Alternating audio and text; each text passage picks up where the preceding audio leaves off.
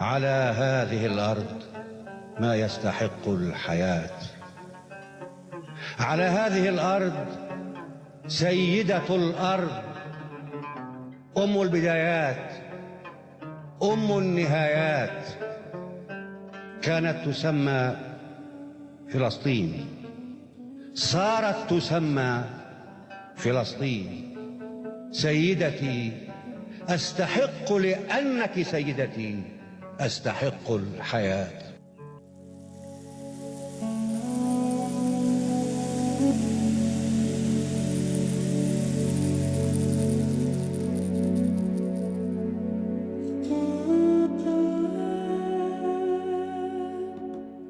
على هذه الأرض ما يستحق الحياة، قالها الراحل الكبير محمود درويش، قالها لسيدته فلسطين.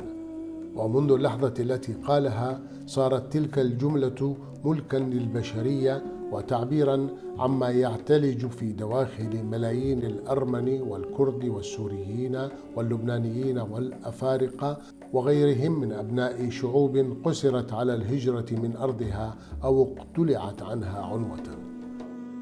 وهي كذلك تعبير عن حالة 300 ألف تتاري من حوض إقليم القرم الذين قلعهم جوزيف ستالين في عام 1944 عن أرضهم وهجرهم إلى أوكرانيا السوفيتية، فصاروا مهاجرين يعانون من كل آثار الغربة.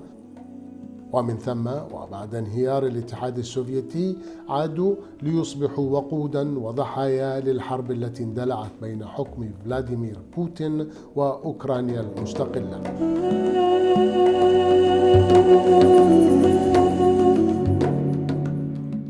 وهذه هي القصة التي يرويها المخرج التتاري الشاب ناريمان علييف في فيلمه العودة إلى الدار، الذي عرض في مسابقة برنامج نظرة ما في مهرجان كان السينمائي الدولي.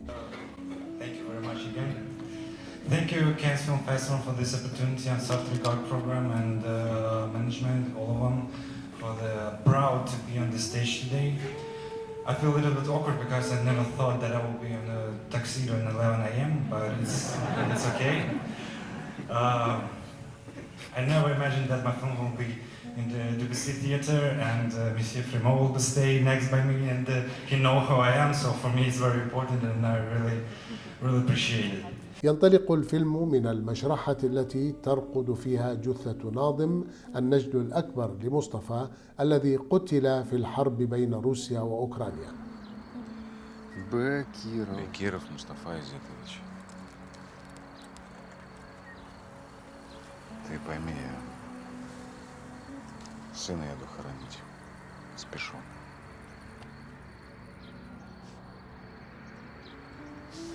Співчуваю.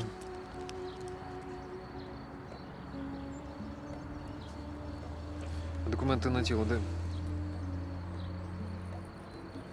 В машине.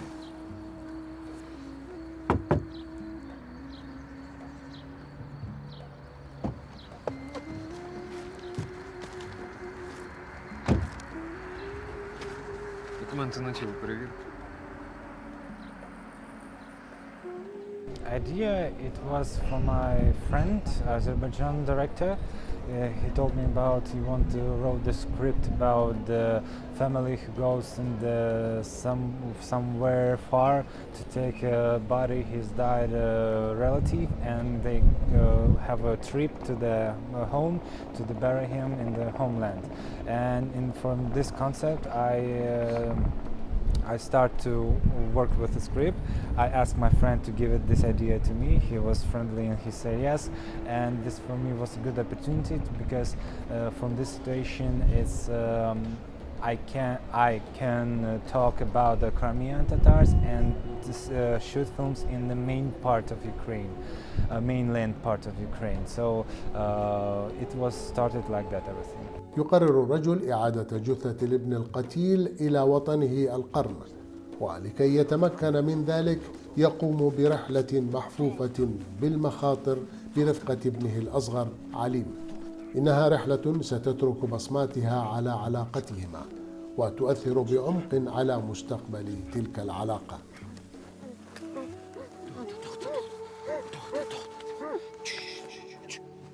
اختار ناريمان علييف البالغ من العمر 27 عاما فحسب لفيلمه الروائي الطويل الأول موضوعا صعبا للغاية، لكنه موضوع لا مفر منه بالنسبة له، لأنه يتحدث فيه عن نفسه، عن أصوله وعن تاريخ شعبه تتار القرم.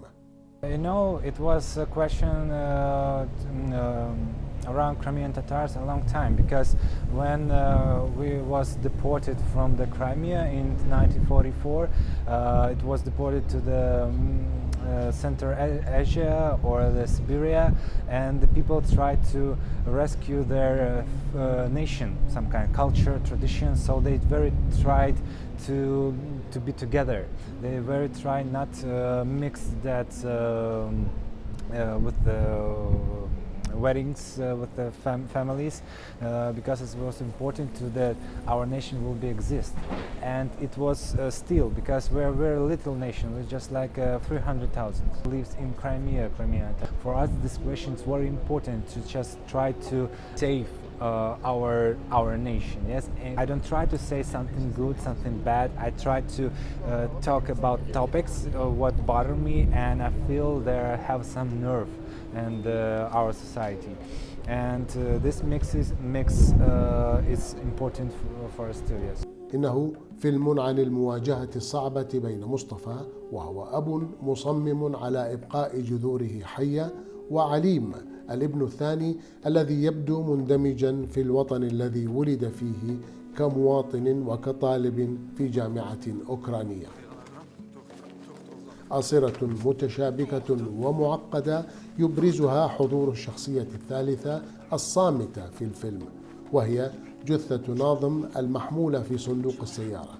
وتبدو تلك الجثة بالذات هي الأمر الوحيد الرابط ما بين حياة الشاب وأبيه، ولا أحد يعلم ما إذا كانت عرى تلك الآصرة ستنفصم لمجرد مواراة الجثة الثرى، أم أنها ستستعيد قوتها. I show in my film that two generations, most older generation who was born in deportation, mostly in Uzbekistan, and there was they was truly hard to have opportunity to go back in homeland in Crimea, and younger generation who was born in independent Ukraine, they was born in Crimea, they don't know what is Soviet Union, and they have a very different experience in their lives.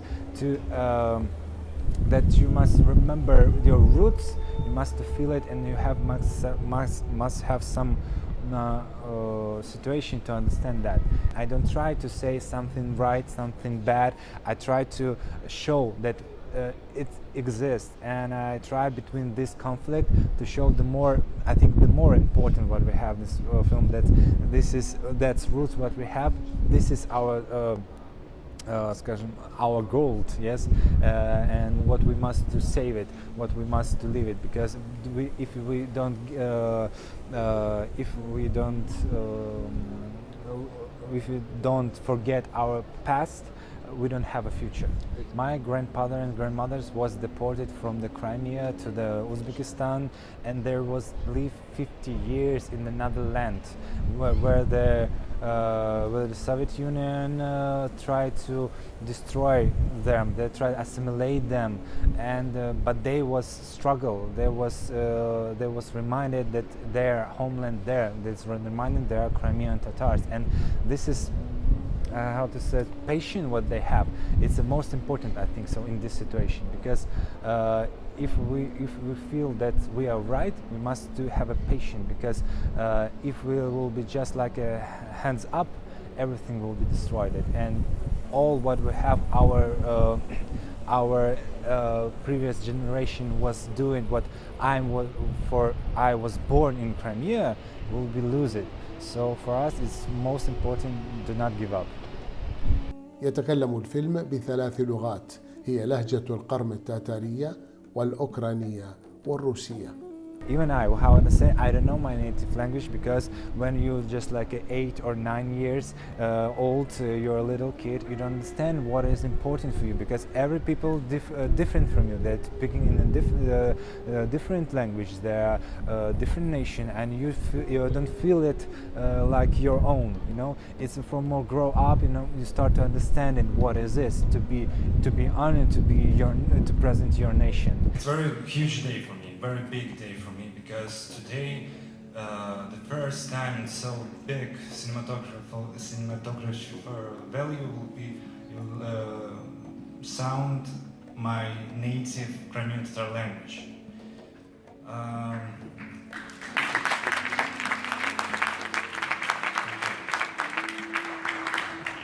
To me, it hurts what happened today in Crimea. So I can add